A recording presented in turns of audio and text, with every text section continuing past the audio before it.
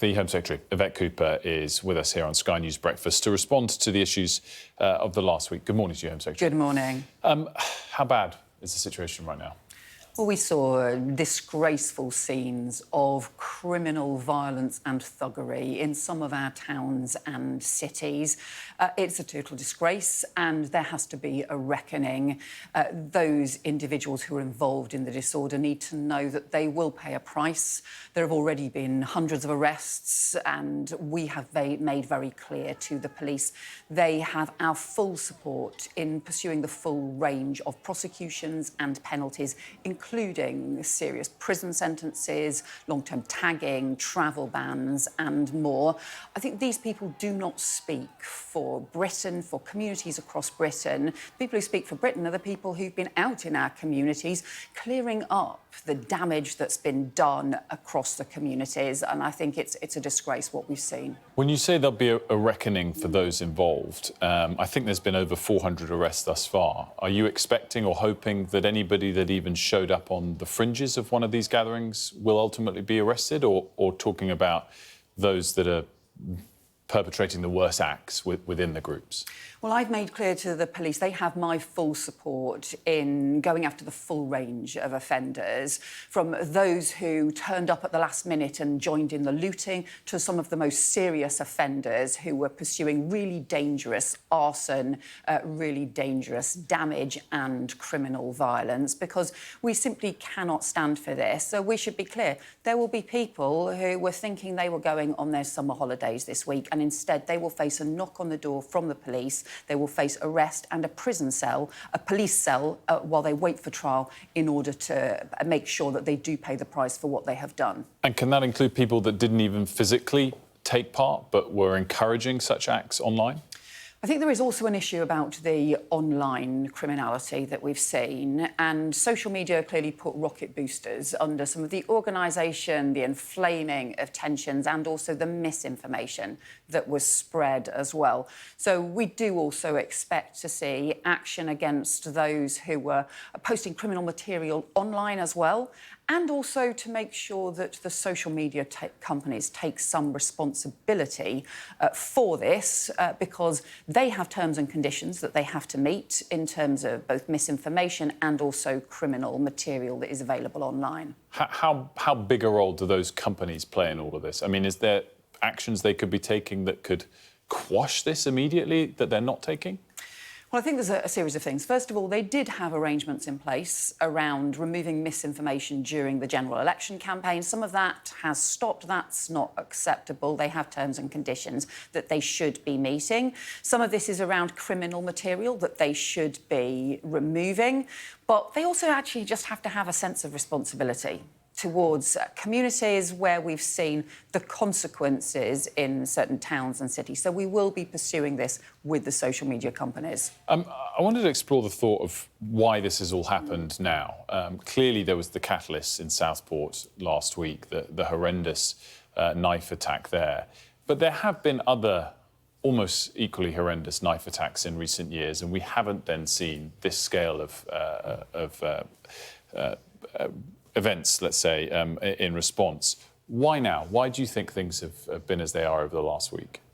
Well, it's clear that there has been far-right extremist organising taking place, including on social media. It's clear, too, that the social media has put rocket boosters under some things, but you've also just seen people have been prepared to take criminal action and thuggery as well. And, you know, look, this is a week after that horrific attack in Southport. And what we should have been talking about today was the three little girls who lost their lives, why and how we should be supporting their families, the importance of the criminal investigation that has been taking place, the importance of supporting those families in Southport and across the country as well. And instead, what we saw was that disgraceful thuggery in Southport itself and also this behaviour across the country. I just think no one should be linking any of the disorder that we've seen with Southport, because with Southport, that is not a reason or an excuse for any of the truly shocking behaviour that we've seen. And that's why it's so important that there will be criminal consequences that flow. It's why it's so important we've made sure there are additional prosecutors in place, that there are prison places ready, and also that the courts stand ready as well. Do you think that there are enough police officers in the country at the moment, enough police officers both in the short term and the long term?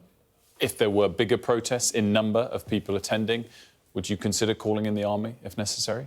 Well, there's two issues there. There's the immediate response, which is obviously the deployment decisions, the operational decisions as to where police officers are deployed are rightly those for police forces rather than for the government.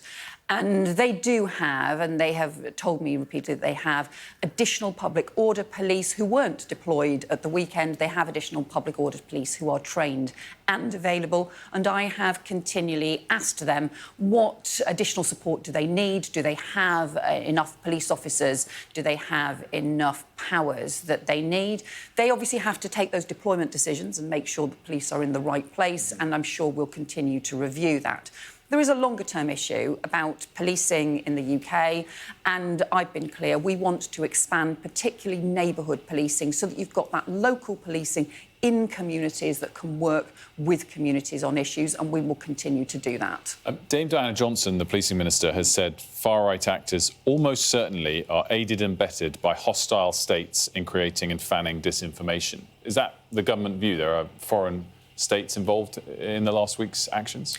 Well, we know that there can be this sort of amplification of social media activity online as well. I think our focus right now is on local groups and organisations, including some of those who were fuelled by the far-right extremists, but also those who were just local looters who came to join in and committed crimes. And that is our focus right now, to make sure that they pay the price for their crimes. In terms of this term far-right, how would you define it? Well, I think we have seen these extremist, racist, violent groups and organisations. We have seen some of the inflammatory material online. Let's be very clear. This has not been about protest. This has been about violence and thuggery. There are all kinds of issues that people have views about right across the country, ranging on issues around crime, issues around the NHS, issues around immigration. But reasonable people who have all those sorts of views and concerns do not pick up bricks and throw them at the police. So all those who are involved in that kind of violent thuggery, that is extremist activity. It is against the law, and that's why we will make sure that the full force of the law is brought against them. And in terms of actions you might take in the months ahead, is it on the table? Is it something that you debate about prescribing the EDL as a terrorist organisation? Well, we don't ever comment on the prescribing process or prescribing decisions, because that is a legal process, and rightly so. But I think what you've seen is networks of different individuals and groups that have been trying to fan the flames.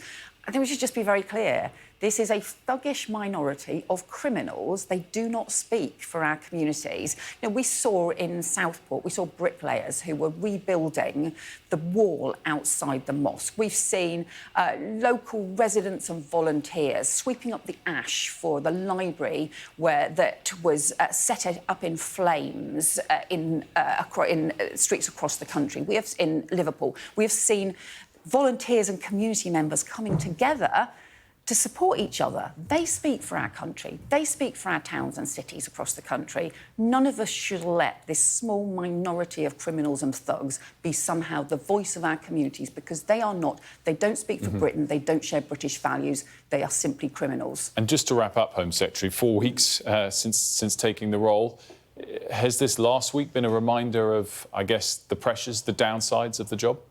But look, it shows the seriousness of the work that we need to do and that we're determined to do. And it's why both Keir Starmer and I have talked about the importance of respect for the rule of law, the importance of respect for law and order. Those are things that we strongly believe in. That's why we take it so seriously when there is crime on the streets. It's why Part of the mission that Keir Starmer has set out is for safer streets across the country. That is the thing that we will be pursuing every day in government. It's obviously a privilege to be part of the government, but we're very clear this has to be a government about public service and it's about the country. Home Secretary, thanks so much for stopping by. Great to see you.